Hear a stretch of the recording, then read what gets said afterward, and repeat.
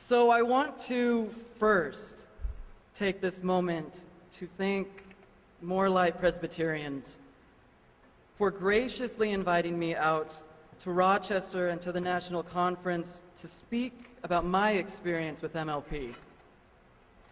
And secondly, thank you, Michael, for emailing me and asking me if I would do this, at which, I have to be honest, I thought he was joking.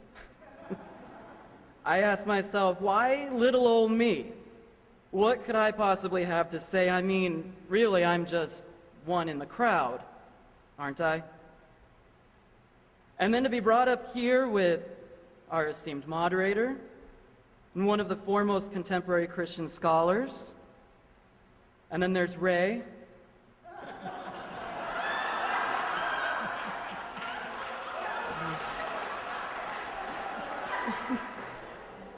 No, but really, Ray is serving in an outreach in a missionally visioned church at Yonhu's Presbyterian, and that's where I served my internship.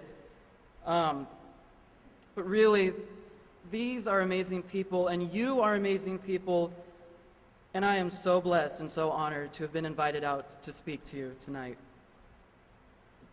Maybe we ought to open this up with a word of prayer. Creator God, we come to you tonight with stories of which you have walked with us, sometimes carrying us and sometimes rejoicing or crying and dancing down the aisles. We lived these stories and we continue to live these stories. God, may the words of my mouth, the stories of our journeys, and the meditations of all our hearts be pleasing and whole unto you. Amen. The scripture passage I chose for my time of sharing is not one I generally would have thought of on my own. Actually, truth be told, I've been diving into the Gospel of John this last month in preparation for the exegesis ordination exam, of which I took last weekend. I hope I said all the right things. Anyway, the passage I chose comes from the Gospel of John, chapter 6, verses 1 through 13. Let's listen to that story one more time. After this, Jesus went to the other side of the Sea of Galilee, also called the Sea of Tiberias. Now a large crowd kept following him because they saw the signs that he was doing for the sick. Jesus went up the mountain and sat down there with his disciples. Now the Passover, the festival of the Jews, was near. And when he looked up, he saw a great crowd coming toward him. And Jesus said to Philip, "Seriously, where are we to buy enough bread and food to feed all these people?" That's my interpretation. He said this to test him, for he himself knew what he was doing. Philip answered him, 6 months' wages. 6 months. I can't wait for the next paycheck to arrive, but 6 months' wages wouldn't buy enough bread for even each of them to get a little. One of the disciples, Andrew, Simon Peter's brother, had said to him, "There's a boy here. He's got 5 barley loaves and 2 fish. But what are they among so many people?" And Jesus said, "Be cool. Make the people sit down." Now there was a great deal of grass. I'm assuming that's a large lawn, what we would call it. So they sat down, about 5,000 in all. Then Jesus took the loaves, and when he had given thanks, he distributed them to those who were seated, so also the fish, as much as they wanted. When they were satisfied, he told his disciples, "Go ahead, gather up the fragments left over, so that nothing may be lost." And from the fragments of the 5 barley loaves left by those who had eaten, can you believe they filled 12 basketfuls? This story is the word of the Lord. Thanks be to God. I decided that I should share a story with you tonight. Not a long one, simply 8 years. You have enough time for that? Get ready. I'm just kidding. I just wanted to make sure you're all still awake. It's been a long, warm day.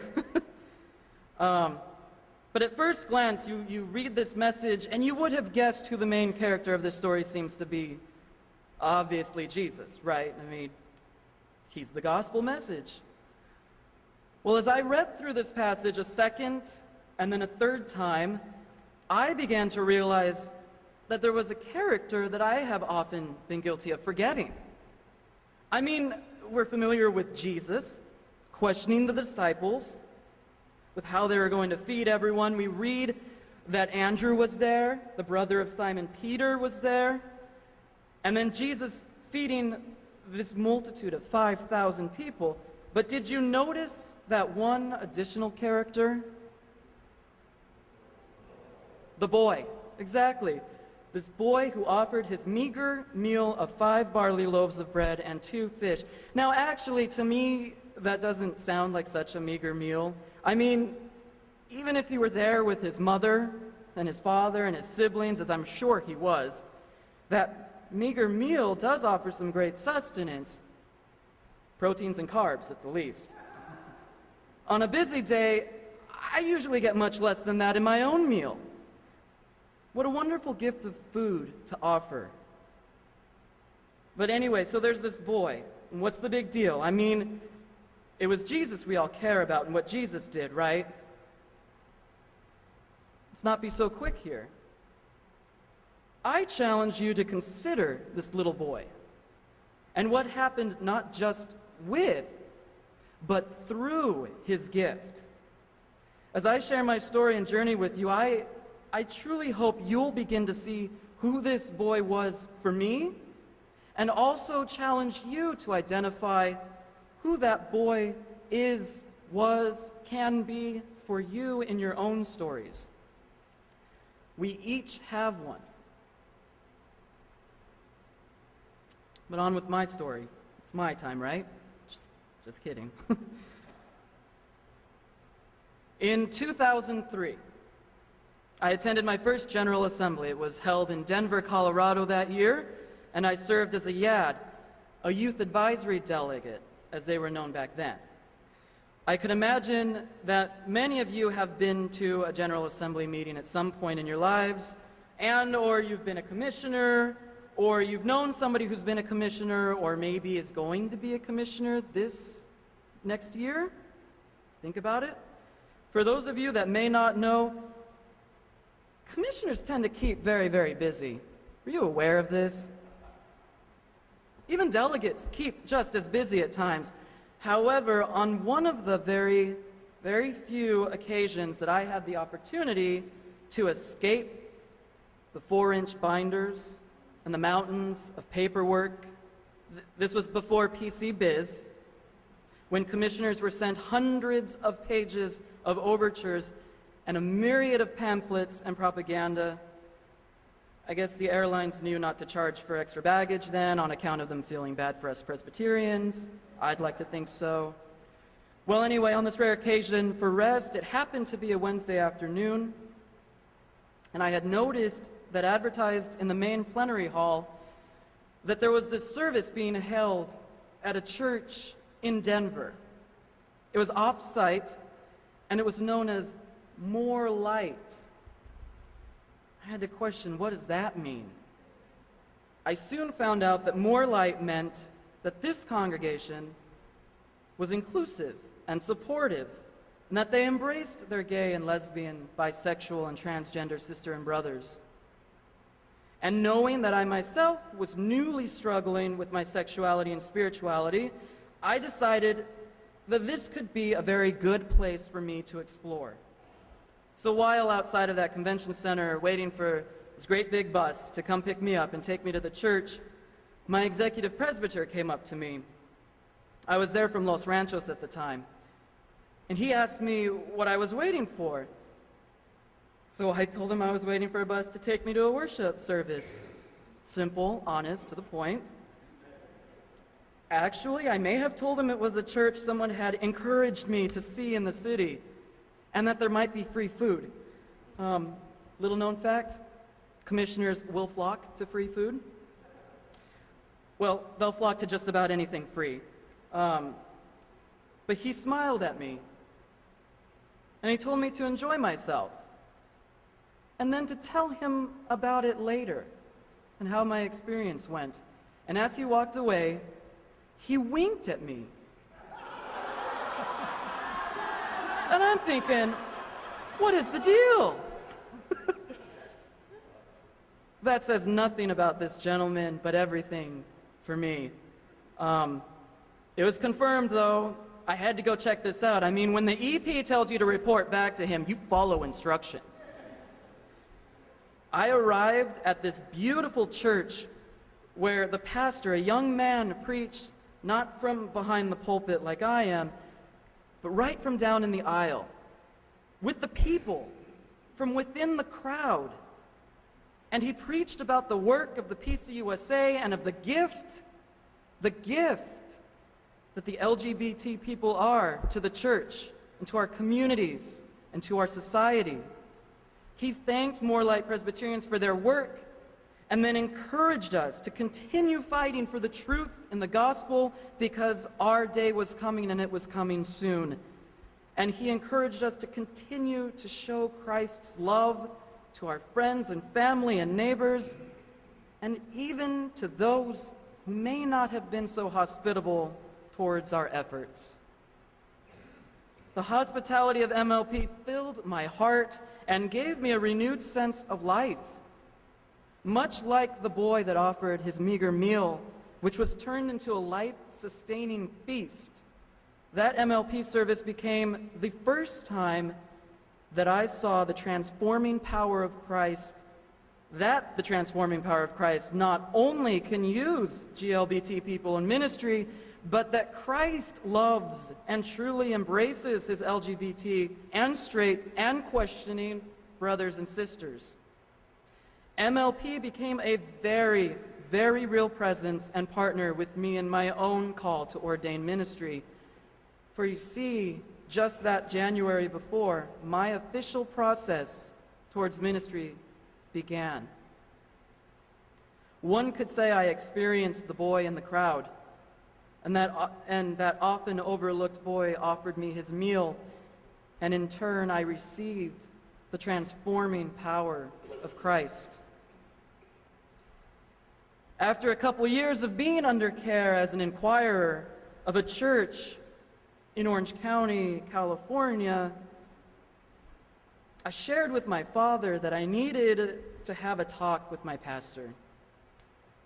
I told my father that if I expected God to use me wholly and authentically, that I had to be true and be my authentic self. I had to come out to my pastor. And this was going to be scary. Where was the boy with his loaves and his fishes at that time? Well, my father said, okay. He set up a meeting with my pastor to talk with her and to take a step forward, to take that step in sharing the truth of the gospel. As many of you can imagine, that next year was painful, to say the least. But I did find that boy again. Excuse me. But this time, that boy was my father. And he stood next to me at every meeting and at every verbal beatdown that I received. In fact, he still stands next to me at every committee on preparation for ministry meeting, waiting, praying, encouraging, and too many times crying. Where's Tony De La Rosa? Tony can attest to this as he shared those same experiences. My father continued to spread the message of the transforming power of Christ, of which I first experienced back in Denver, Colorado, and at the More Light worship service. And after not too much time longer, my father and I, along with some other wonderfully wise folks, helped me decide it might be best to find a different congregation to worship at, a congregation that was more inclusive and more affirming. I was told by a close friend who worked at the LA County USC Hospital and at a church in South Pasadena to check out Immanuel Presbyterian Church in the Wilshire district. This church lies between some of the poorest and some of the wealthiest people in Los Angeles. It truly is an intersection of cultures and beliefs. It is a church it is a church preaching and practicing the gospel from the margins. I felt I was on the margins. This was a perfect match. Not only then did Immanuel say to me, "We love this church and we love you," but they welcomed me into the life and the community of those people. I am now, and have been for a while, an active elder, clerk of session, and under care as a candidate for ministry of word and sacrament, teaching elder. Immanuel was not quiet about it being a more light congregation. In fact, they proudly and unashamedly declared the gospel's truth, that God calls all people to leadership in the life of the church without reservation and without discrimination, unconditionally. That boy I told you about, the one with the meager meal, he showed up again, this time at Immanuel.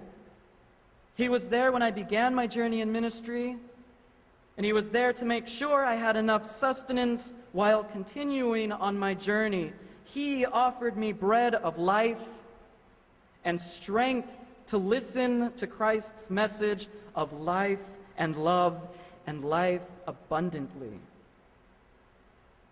And I am so proud to have challenged Immanuel's session for the past 2 years to remember the gifts of this boy.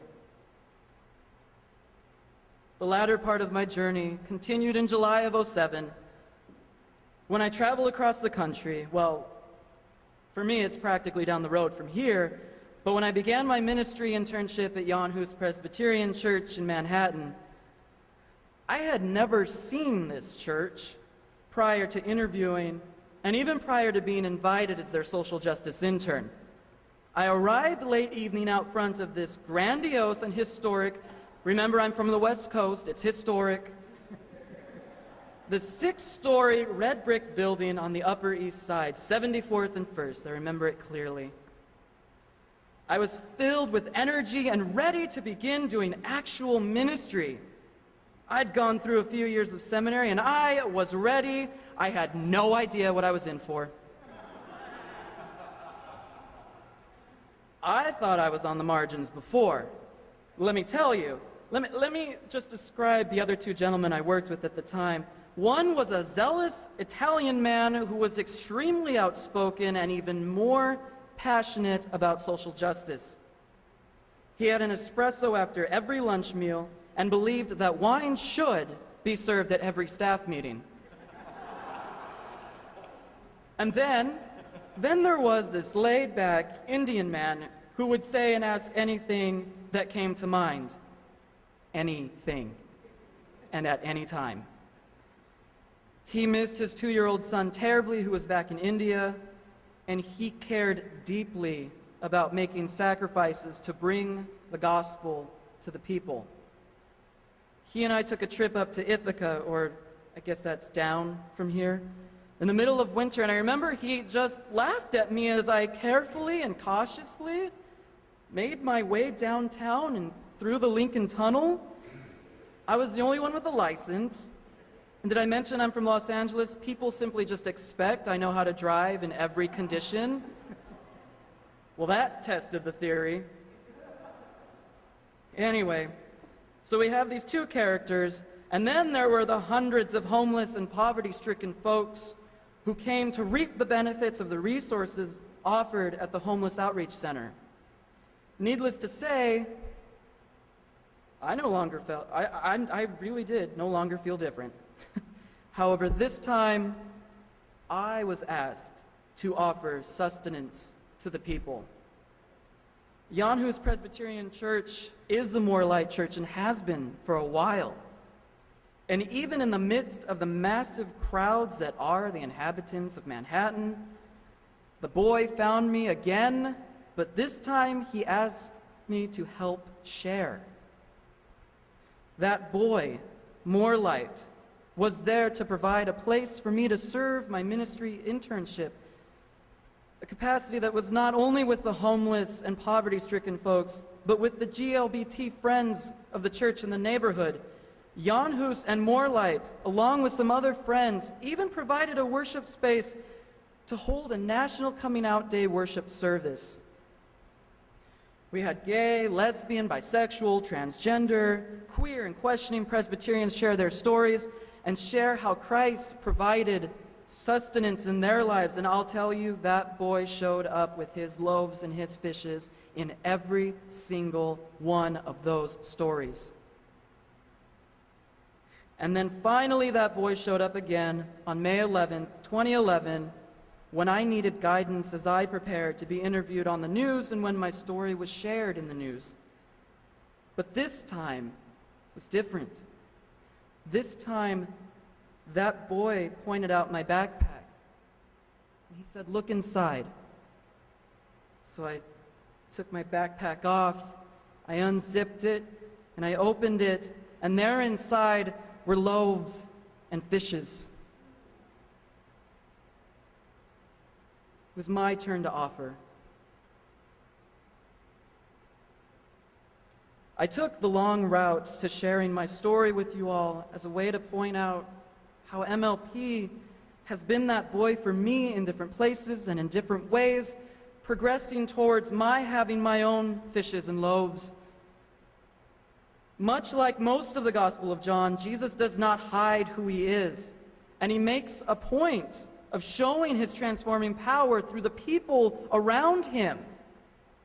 But it takes that person to trust in the faith that is the truth of the gospel to say, "God, use me!" And MLP did just that.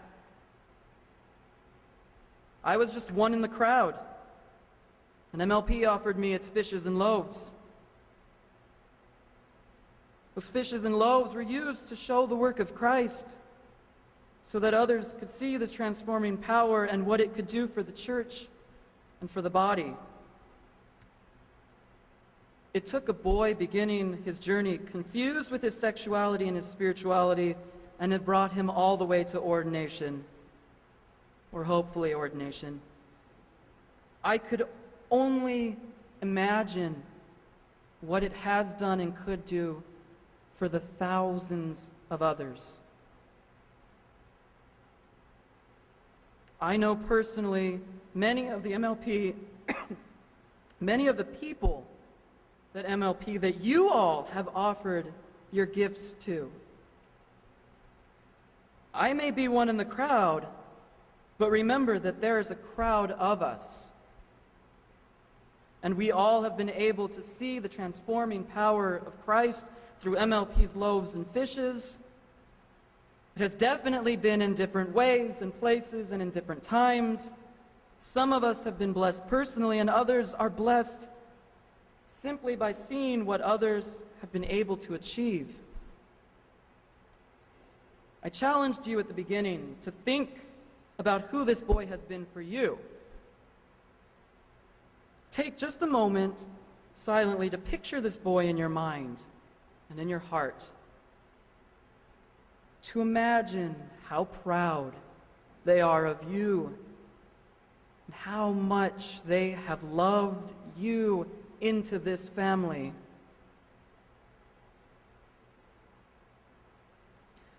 Let's take just a brief moment to name that person or organization or church family silently or out loud.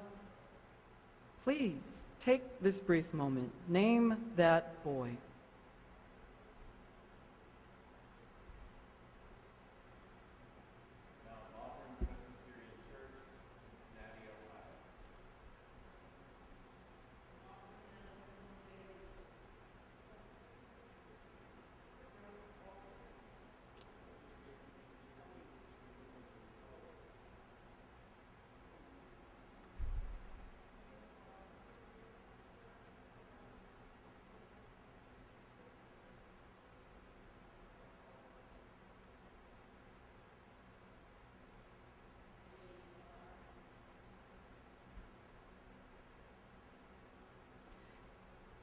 Friends, it may have been Christ who does the transforming, but remember that it takes each of us to offer the gift and to receive the gift. Next time you see that boy you named just a minute ago, remember to thank them for the fishes and loaves. And remember that at times you may have your own gifts to offer. Christ's transforming power is made available through each and every one of us. Always, always, always share your fishes and loaves, because it may just provide someone with a healthy meal. Proteins and carbs at the least. Amen.